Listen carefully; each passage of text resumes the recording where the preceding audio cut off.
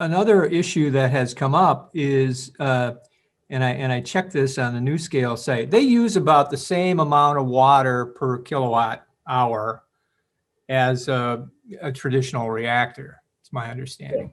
And water is a problem Yeah. throughout, and it's only going to become more so, obviously, in a climate constrained world.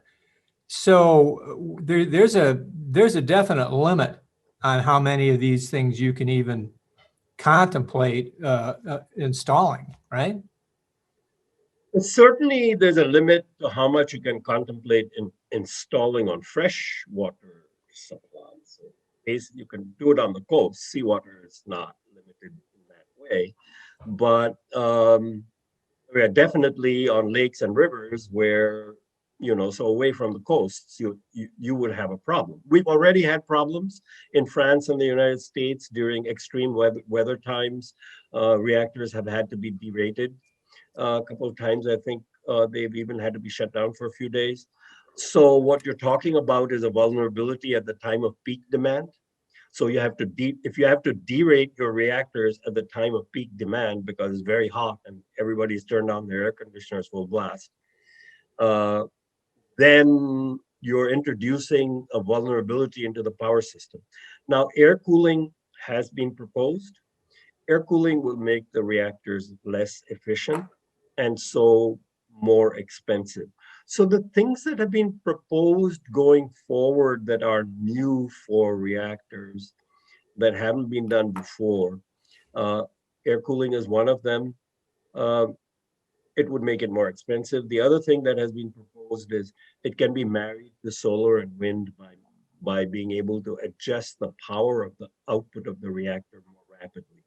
Load following, as it is called in the business. But if you have load following, means you're not running flat out 90, 95, 100. Typically, you're running 100% of capacity in a nuclear reactor, except when you're down for maintenance and refueling. And that is because it's so costly, you want to spread the cost of the reactor over the largest number of kilowatt hours. Now you're load following, which by definition means a lot of the time you're not running at 100% capacity. And as we point out in the article, if you're at 70% capacity factor, your costs will go up by 20%.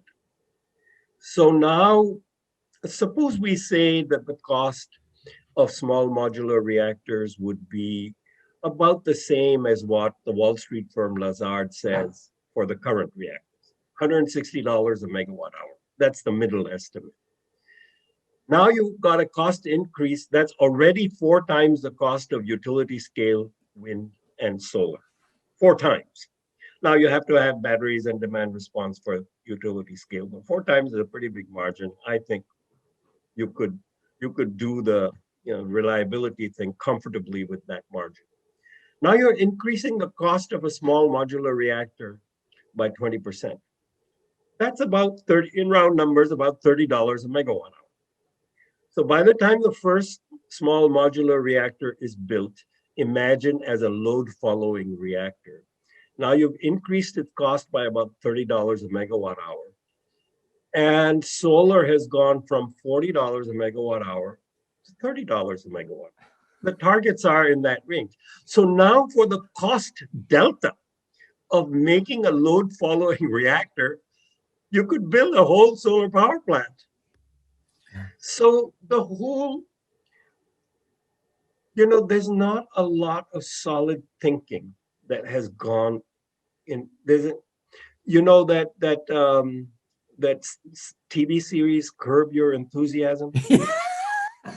This is the deficit in the small modular reactor business. Yeah,